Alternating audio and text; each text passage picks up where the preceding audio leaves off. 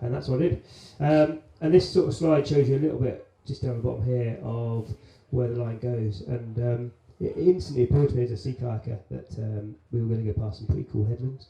And then I said, even know what a caliper is. well, I'm going to show you. Call the caliper. So yeah, we decided we were going to give it a go, and I've got a few little bits of video. A bit like Dan, we put the film into Kendall a few years ago, and it did fairly well. It won a prize. So this is the trailer for it. It's a few years old now, I'm afraid, but get an idea of what we kind of were going to prepare ourselves to do. Just so we'll get it to work. Oh.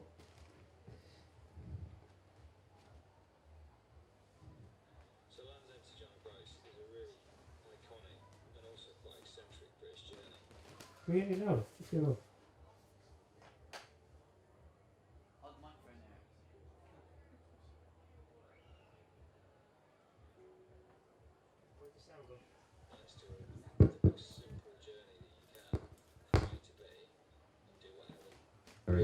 To do that in a straight line. The mental challenge is all about, I think, staying completely focused on the end game, John O'Groats, the end of the line.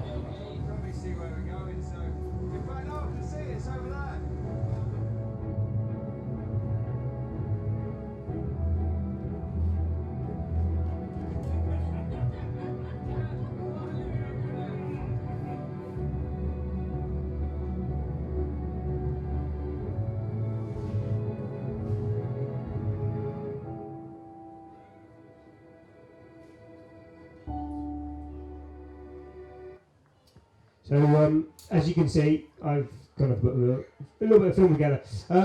So as I said, looked at the road atlas, and I suddenly realised that we could do a pretty cool journey in a straight line, or at least as close as we could make it. And I then suddenly did a little bit of maths and realised that the crossing from Land's End to St David's in Pembroke had never been done before. And we sort of did a little bit of planning and realised that we were going to be further away, like that. Yeah. So we're going to try and paddle for 200 kilometres, 110 nautical miles, and that was going to take us 36 hours.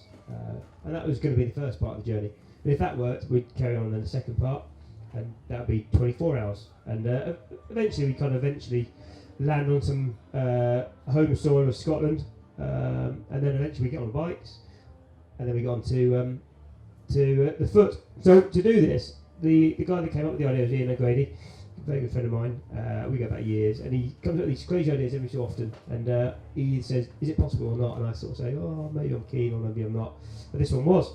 So we spent 3 years planning it, and in the process of planning it, we decided that the two of us wanted to kind of make it a big thing. So we spent 3 years finding people to do it with. Ben Fogle turned us down, James Cracknell turned us down, but this guy here said yes. He was pretty keen, and this chap here is called Nick Baton. He raced in London at 2012 as a rower. And I contacted him via a friend and said, are you interested? And he said, oh, well, yeah, I fancy looking forward for a change. So he decided he was going to join the team. And then another person I didn't know at the time, but become a good friend, Tori James, she said, yeah, I'm keen as well. And this is Tori standing on the summit of Everest. So she's done quite a bit of exciting stuff in the past. And Tori's amazing. She's kind of like the media guru. She's the person that got new technology in. She's a bit younger than me, obviously.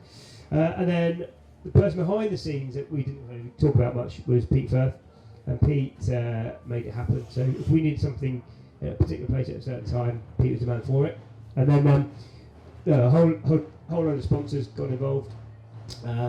We sort of detailed a lot of research behind the idea of getting sort of people in the right place, contacting support boats and that sort of thing. I work at university. The university said, yeah, we're behind it. So they provided a load of students. Because obviously once you sit off paddling on a long crossing, you need to get your car to the other side. So it took them 18 hours, I think, to do the shuttle, which is quite a long way.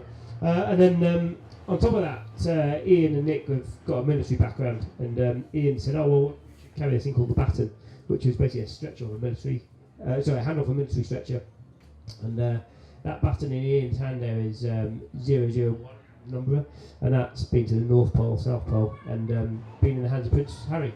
Prince Harry said, oh, well, this sounds like a good trip, I'll give you some funding. So he very kindly donated £10,000 to the trip, which got it off the ground, and then that doubled, became £20,000. Before we realised it, we had £36,000 to make the trip happen. So suddenly we went from like a budget sort of beer mat trip to we've got to make this happen now. It's gonna be for real. Is that how you bought your first house? Yeah, that's right. Yeah, that was the deposit. So lots of training happened. This is just behind my house, snowing in the background. Most training events, unfortunately, weren't like this. This is probably the best day we had. The trip set off in May, and this is, I don't know, sometime in April or March. And most weekends we met, it was horrendous weather. We didn't get anything done. We were going to catch up with David Brailsford. He sort of wished us well and sort of said, oh, you guys are the real deal. And I was like, oh, no, not really. But we'd give it a go. This is unfortunately one of the weekends we did get out on the water, sometime in January. This is Nick kind of bobbing around in the Irish Sea somewhere, trying to practice how to get in and out of a kayak. Pretty hard work, and you've got no legs. And this is Tori and Ian, and they're paddling up and down the Lancaster Canal, not too far from here. It's the only stretch of water we could find on really windy, sort of rough days where we could go backwards and forwards. So we actually paddled up and down the Lancaster Canal. Is it from Lancaster, by the way? Oh, I'll be nice. So we went up and down the Lancaster Canal about 5 times. It's pretty tedious, and I wouldn't recommend it. But anyway, closer to the date, we ended up needing the support of a sort of a second boat, and they were going to be our support vehicle. But more importantly, our camera crew were going to kind of base themselves on this thing here called the Lady Kate. And then it's there. All of a sudden, we kind of come around. We'd actually got. We said 3 years previously it would set for the 18th of May. It's just a random date we picked in the diary. And before we realised it, 16th of May had come around, and I said, "Oh, we should go on the 17th. The weather looked better a day early." And this is the weather at Land's End on the 17th of May 2014. And suddenly it became very, very real that we were going to paddle into the distance for potentially 34 hours. So I've got a little bit of video. This video just shows you the kayaking section, I think. Oh no, it doesn't. Ignore that. I'm going to skip past that bit. We decided we were going to kayak and use sails. So the idea is, Chris has probably mentioned in his previous talks, that tide goes forwards for 6 hours and it goes backwards for 6 hours. And it's important that we kind of made progress even when the tide was going against us. So we had a little use of sails. So when we stopped to have a sort of snack break or pee over the side, we weren't going completely backwards. A little bit of prevailing wind meant we were still going slightly slowly forwards. And then the whole thing was going to get filmed by this crazy individual called Ian Burton, and that camera's one of only 2 in the world, and it's used for filming ballistic missiles. When a missile gets fired, it breaks into shatters, and the idea is that Ian was going, yeah, that fast. It's pretty cool. Holy smoke! So that camera is about £25,000 worth of camera, and it's 2 feet off the water. Luckily, he didn't break it. But anyway, I've got a little bit of footage of the kayaking section, and then I'll talk a little bit more in a second. I don't know if you can see that. Distance to destination 97.7 nautical miles. Oh yeah. Beautiful. We're starting to lose sight of the land now, which is really nice, and we're just paddling out into the deep blue, which feels really, really cool. It's such a calm day. It feels really great. Yeah. 4:30 in the morning. We've been going 15 hours. Been going 13 and a half hours, and the Harmonator is starting to crack at the seams. I'm back. I'm on it. He's been slurring his words for 2 hours, like a drunk man.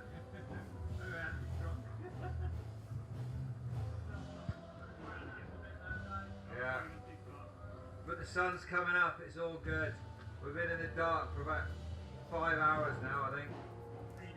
It's all coming back. But we're just trying to get a balance right now between resting and using a bit of wind power and keeping warm, because sitting still like this, we will get the shivers on, and we need a bit of motivation now. We need some land, we need an oil refinery, that would be good.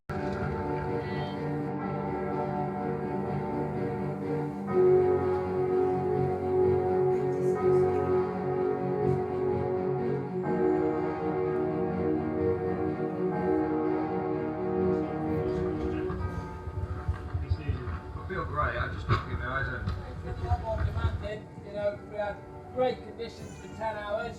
We've had pretty testing conditions for the last 12 hours. We've been working pretty hard on it. Satisfied feeling, but we don't want to switch off yet because we've still got a little way to go. So just let's get it done. You've no idea how excited I am. I've just seen land for the first time in 25 hours, Toss. I've just seen land for the first time in 25 hours. It's over there somewhere. You won't be able to see it. So, we're just reflecting on what an incredible journey the four of us have just had. We paddled from Land's End to Pembrokeshire, finished at the beach in the background behind me. Everyone's now in really good spirits, and I think it's genuinely sinking in. We've spent over 30 hours of paddling. Well, that's the first crossing from Land's End to Pembroke, and obviously this kind of started to escalate, and I don't know how it happened, but we got amazing weather. We crossed in 24 hours from Land's End to Holyhead as well, and then we had a couple of days while we waited for the weather to settle in Holyhead. And then we made it across the Isle of Man, and the Isle of Man was a 15-hour crossing, so that was a short crossing by comparison. We landed on the Isle of Man, Mad Sunday. Anybody knows the TT races? We decided we were going to cycle the length of the Isle of Man during Mad Sunday, which is, I never do that again. And then we eventually got to Scotland. When we got to Scotland, it was I thought I'd done my part. I kind of, everybody said, "Oh, it's not possible. It's too far to go. You're never going to make the sea kayak crossings." And then I suddenly dawned on me that Nick, he doesn't have any legs, but he's got arms, could do the sea kayaking, but he was going to suddenly struggle on the cycling section. And we passed some amazing sections while we were sea kayaking. This is going to go up here, just off Anglesey. But then Nick uses this sort of recumbent bike, and I think we've measured it out that he was going to do 1 million reps during the trip to kind of get from Land's End to John O'Groats. And everybody got behind us, and it was amazing travelling through sort of the Highlands of Scotland. But if there's one kind of defining part of the trip for me, and the bit that made me laugh the most, is his next photo. And if you don't laugh, then I don't know what's wrong with you. But Nick decided he was going to lay under a steamroller at one point. And it just defines Nick's determination. And if anybody's been following the news for the last couple of weeks, you might have noticed Nick was in the news 2 weeks ago. He decided that going backwards in a rowing boat was boring, and after the back of Beeline, he decided he was going to compete in Rio Olympics, in the Paralympics, sorry. And Nick won himself a bronze medal in the 200 metres sprint kayak. Like the toughest guy I know, absolutely incredible achievement. And I've got a little bit more video. This time it's the biking. It's sort of paddling through. You enjoying your van ride? Are you thrusting in? Face first. This can't be the same T-junction, surely. Pretty clever if it is. Not bad for a ladder bumper, that. For you folks at home, this is the highlight of film crew safety. Sat on a pelly box in the back of a van full of shit. Oh, it's a skip. Well, it's kind of like a, what is it, like a Fiat Caddy or something, is it? I don't know. One of those funny Fiat things. Well, I think the front half of it, that does run a... No, one of those Daihatsu things, those little square things, about 3 foot long. He's obviously fairly proud of his VW Transporter. He said the Renault bumpers are pretty good. Oh. Yeah. So it's fair to say the conditions are pretty minging now.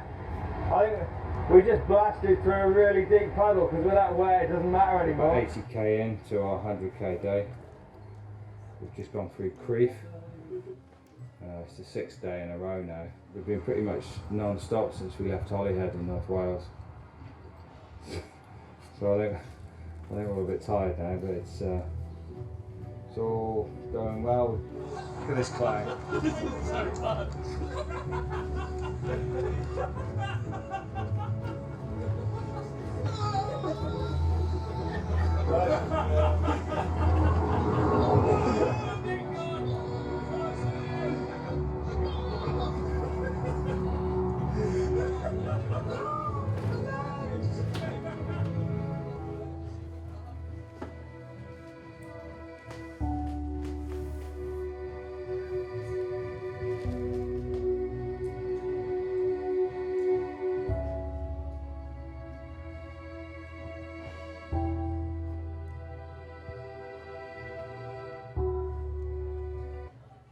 So obviously you start to get the idea that it's pretty gruesome. Unfortunately, the weather wasn't perfect for the cycling section, and it really kind of made me realise how tough a character Nick and Tori were.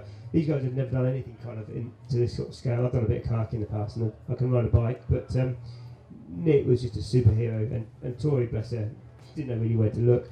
So that was all kind of relatively straightforward, and then we decided we were going to go over some mountains, which for most people in the room are probably fairly straightforward. Ben McDouey, second highest mountain in the UK.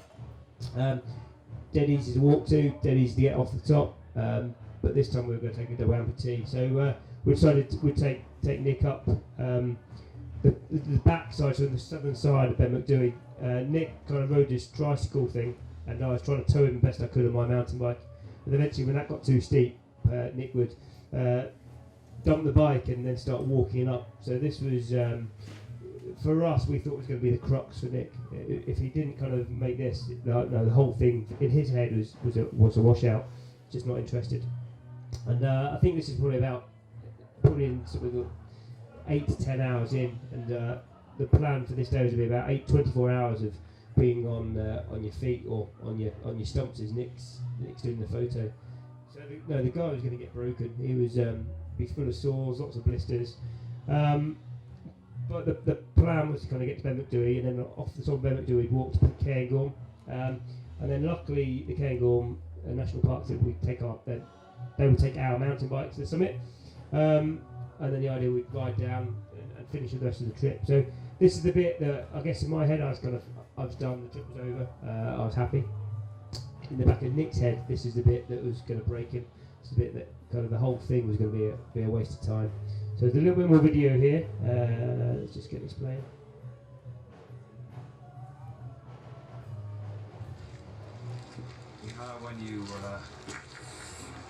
When you spend a while organising a project of any kind, there's always one or two bits of it which you know are the cruxes. Well, when we were sat at Land's End, I couldn't really think of anything else other than getting to Pembrokeshire, because clearly that was a massive crux. But actually this is the other crux. So now I've got a bit of a mix. I think I'm going to put some Kasabian on. Just get pumped up and thrash my way up the hill to some hard music. Should be good.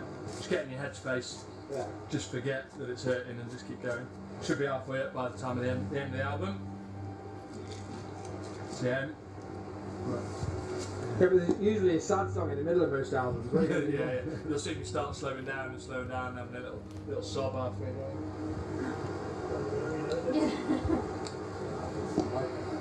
I'm going in. I'll see you at the top. Slow one to start. Little warm up. For me personally, this leg could be a challenge too much. 1,000 metres on your knees. Go!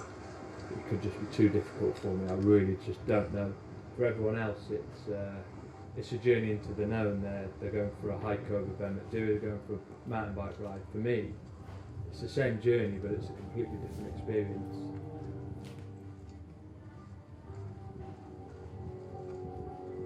I'm going to attempt to do something that I used to take for granted without a worry or a care in the world, and yet now I'm facing the same journey in a completely different way.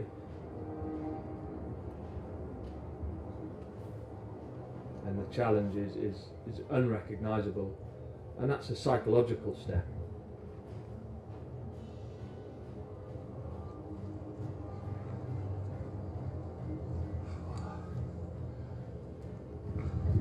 Getting there, yeah. It's quite hard work on this cinder stuff. Skidding around all over the place. Yeah, well, I can't like counteract it or compensate it once it's gone. It's like gone.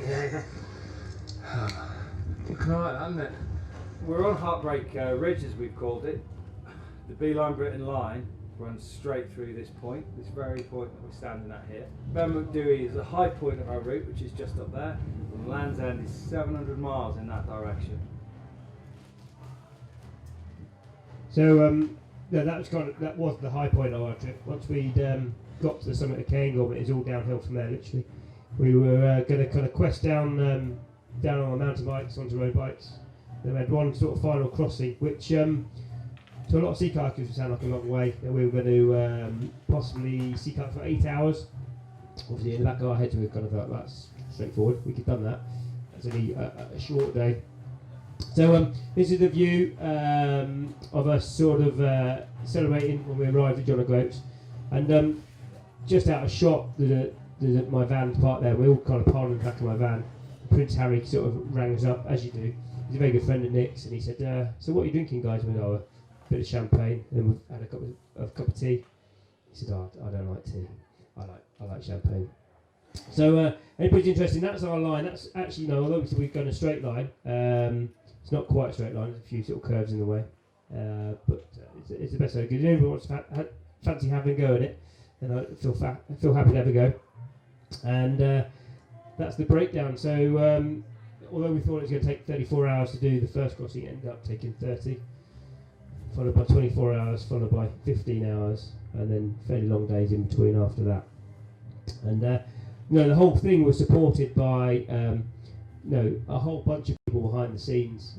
One of the hardest parts of the whole trip was the logistics. 4 people in a kayak or on a road bike, not too tricky, but when you start to say, "Oh, there's 18 people, can we book a table at a restaurant, please?" That gets a little bit harder. Or can we have some accommodation for the night? So big thanks to all the people that are involved. It's an amazing trip. I'm never going to ever repeat anything like it.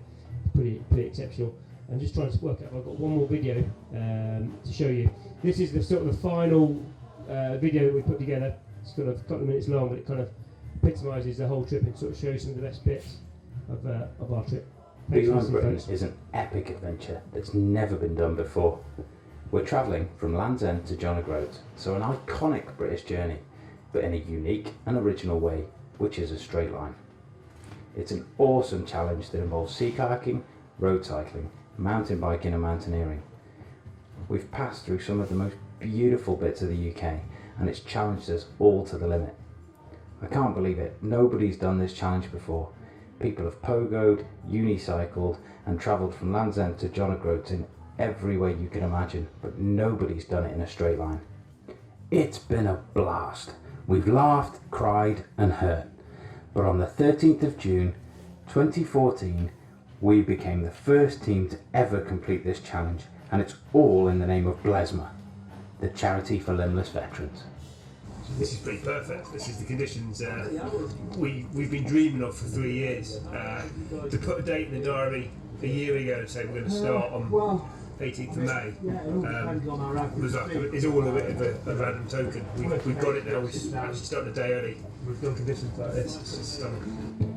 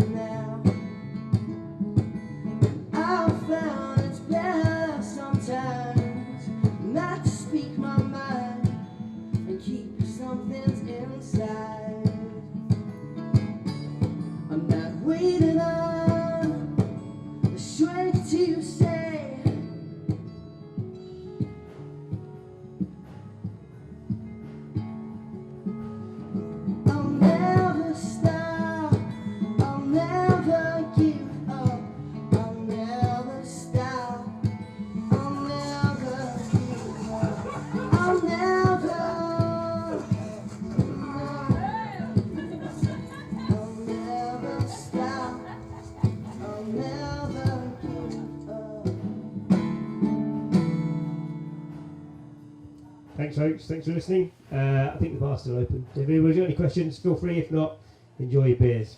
Chris. So in one of the videos, Tori is cycling along the road there, and she meets a labradoodle. Does that dog have a